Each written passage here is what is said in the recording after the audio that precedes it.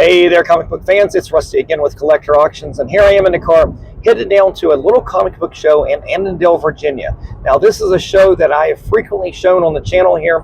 They got some good dealers down here, and I'm looking forward to going down because it's been several months since I've actually gone to this show, and I don't know what I'm really looking for today, outside of always looking for those final issues of the Invaders that I want to get to complete that run.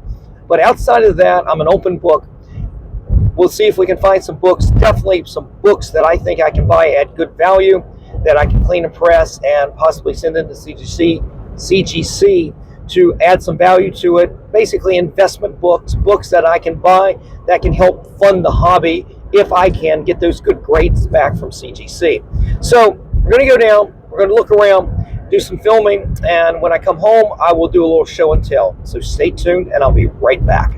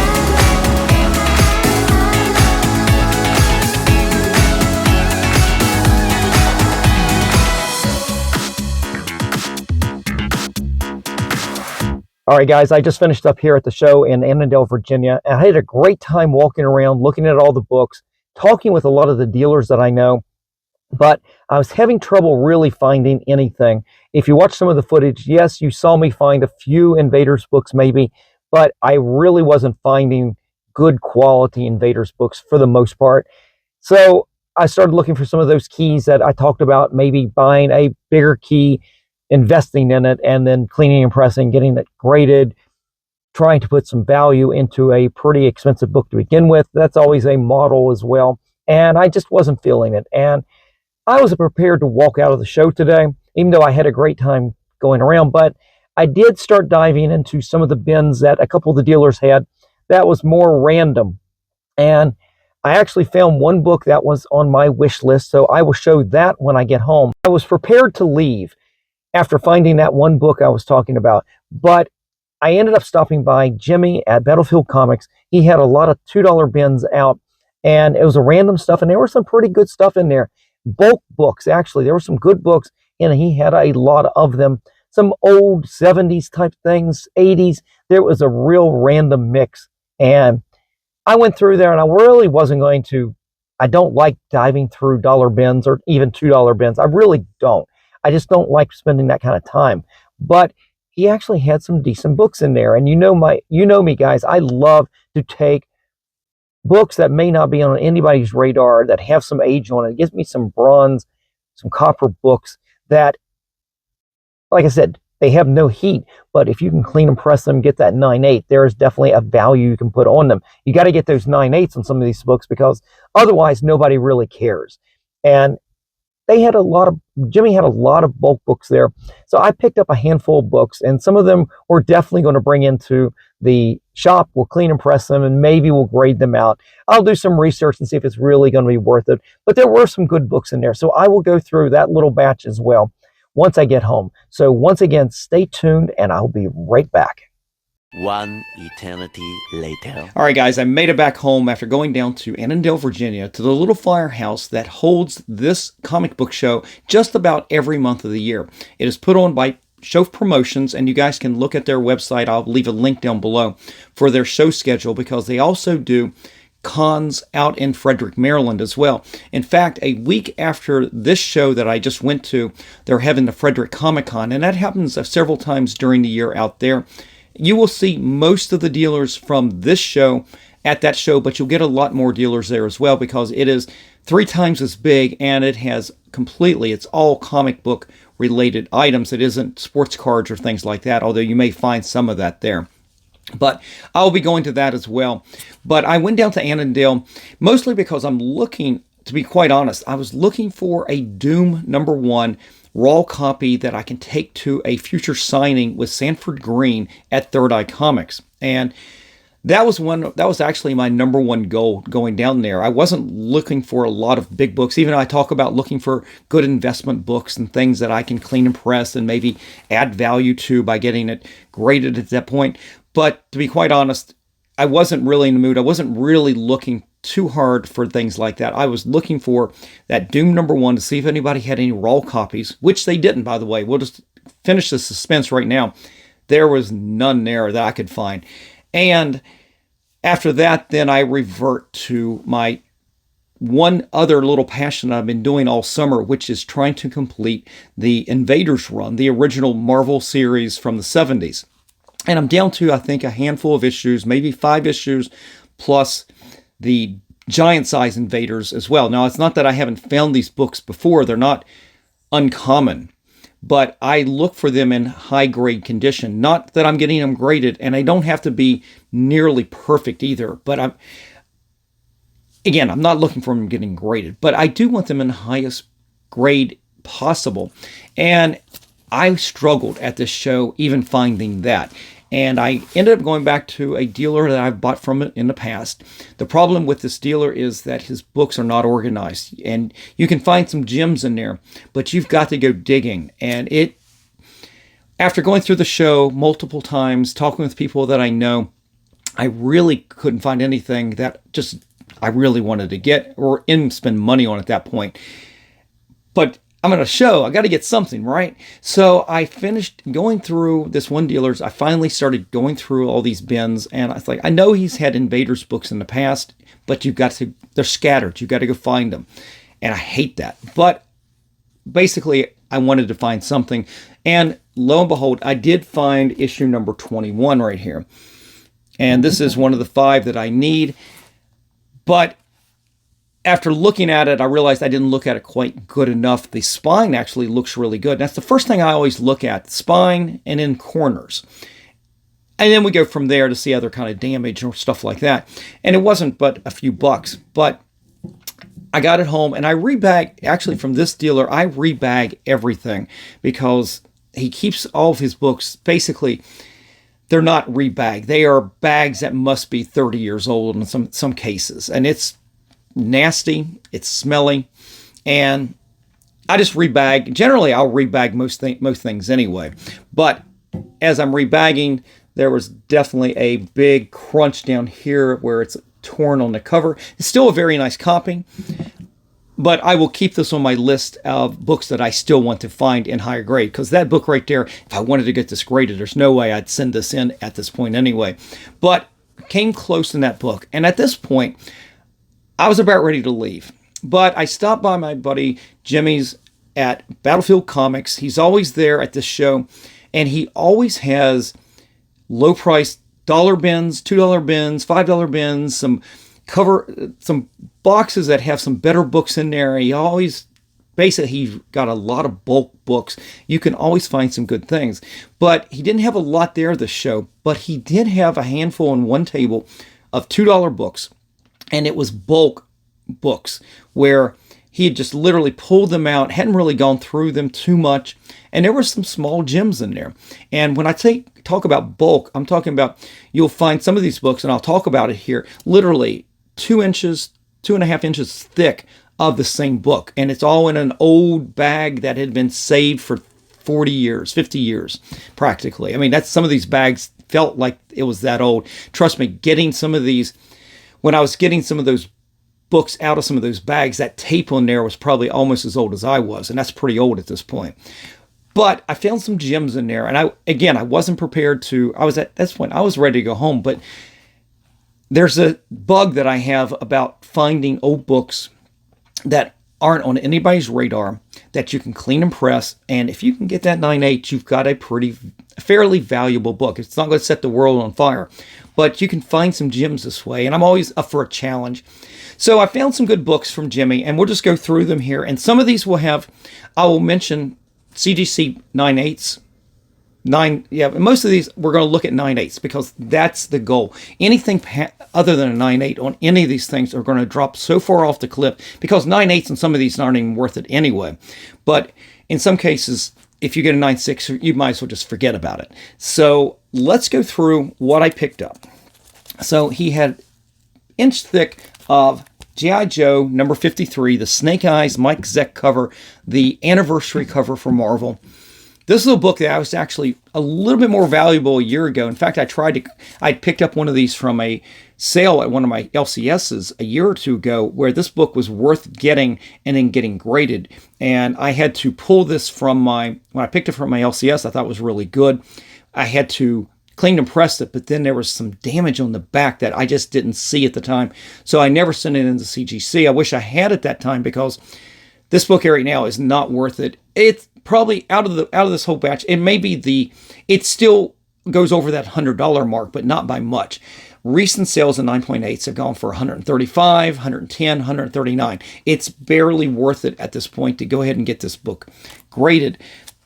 But didn't stop me from picking up 5 really good copies of this. And who knows? As I went to the show a few days later, the new G.I. Joe was going to hit. So maybe there's going to be a lot more interest in G.I. Joe and some of these really great covers and books from the original Marvel line. Maybe the value in the market will uptick because of the new Skybound Image series that's just coming out.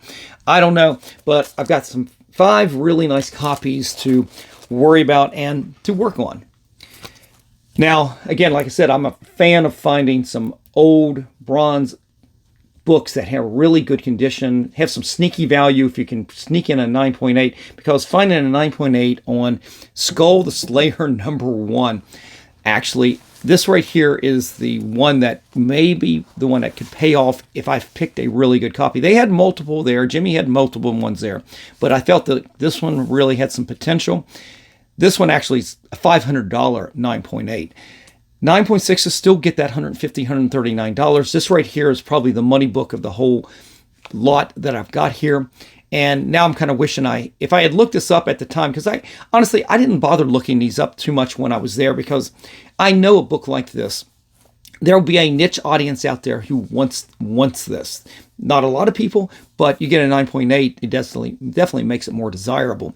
So I picked up a really good copy of Skull the Slayer. And when we talk about bulk comics there, one of the ones that was a huge bulk, I mean, it must have been inches. I mean, this was probably the most I saw there, was Barbarians #1 featuring Iron Jaw. This is Atlas Comics from the early 70s, I think 74 maybe, 75. And I had some of these Atlas books growing up. I didn't have all of them. I didn't have this one here, but I picked up 3 really nice copies of issue #1. Now, this is a book is a 9.8. Goes up about 115 recently, but dropped all the way down to 52. Again, this is a very niche audience for these books right here. But it didn't stop me from picking up more Atlas books. I picked up Iron Jaw #2. This is Barbaric Adventures. And I'm not really sure if it's Iron Jaw #2 or Barbaric Adventures #2, but I think it's just Iron Jaw #2. And this one's got this, I believe it's a Neil Adams cover, actually. Yeah, it's a Neil Adams cover. That's pretty cool. And this one here actually has some value, but I haven't seen a sale of this since 2017, where this went for a 9.8 at $160. And I ended up picking up 4 copies of that to try to play with. Now, this is a classic book that I always feel like it should be much more valuable as a 9.8. I've got it in my PC, but even when I was getting some of my original Spawn books signed, yes, but graded, this book right here was on the list because it's got this great homage cover. But it really doesn't have a lot of value. 9/8s go for $45 recently. It is Spawn #8, where he homages Spider-Man #1 of himself. He actually has on his signature here, he says, McFarlane, after me. Because that's, of course, he did that on Spider-Man #1, that same pose. But it's weird. This book, only $45 for 9.8. It actually kind of shocked me. And again, I'm picking up really good copies. They had bulk of this as well, but I picked up, I thought was a spectacular copy of this. I also picked up a really nice copy of Ragman #1. This came out in 1991. And this is a weird era for me in some of these DC books, some of these really unknown characters. Sometimes all of a sudden it takes James Gunn a moment in his new DCU universe to do Ragman in one of his movies, and all of a sudden this is a book that can blow up sneakily, because this right here is a really good copy. Right now 9/8s are about $70, but who knows, all of a sudden he shows up in the Superman movie and this is a $200 9.8. So I went ahead and picked up a book like this. Some of these unknown DC characters definitely always have some of this weird potential, and again, for $2 it doesn't really put a dent in my wallet too much, although don't tell my wife that. All right, so we go back a little bit here to some more 70s books, and Jimmy had several copies of Stalker #1. This is a DC comic. It goes back to 1975. Again, another sneaky 9.8 if you can pull it out of the book this old.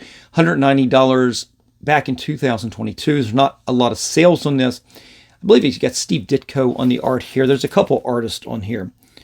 Not sure if Wally Wood worked on this or not, but definitely it's got some potential. And again, I wouldn't have picked up 2 copies like this if I didn't think that there was a potential for a 9.8 on this. Again, every one of these copies I picked up were nothing but 9.8 candidates.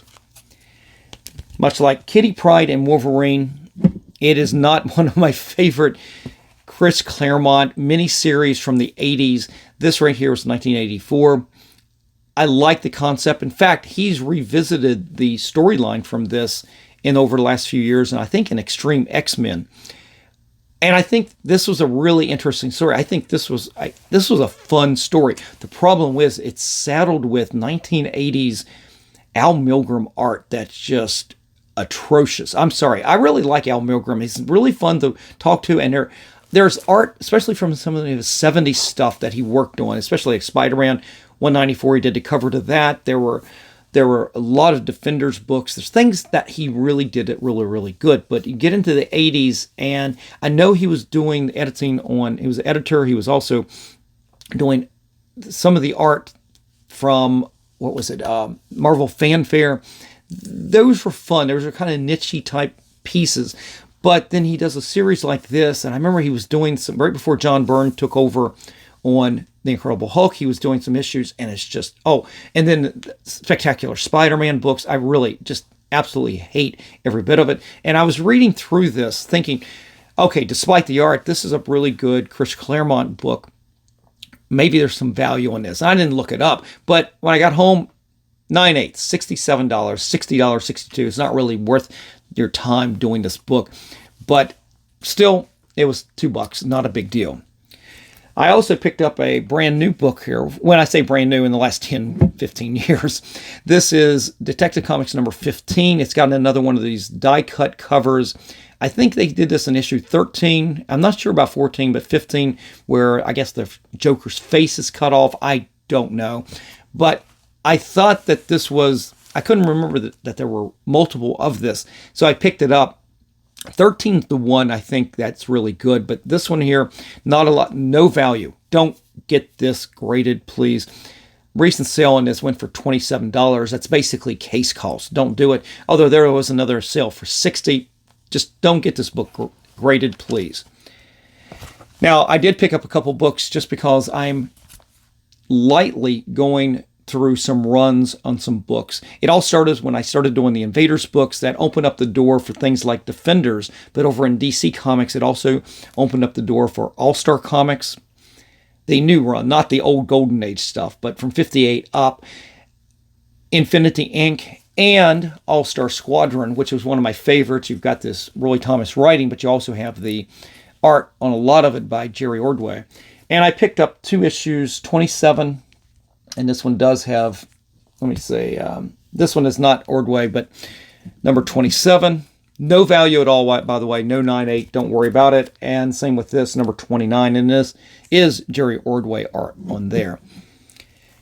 And those are just for fun, working on small runs, things like that, which I really shouldn't be doing runs at my age, but what do you want?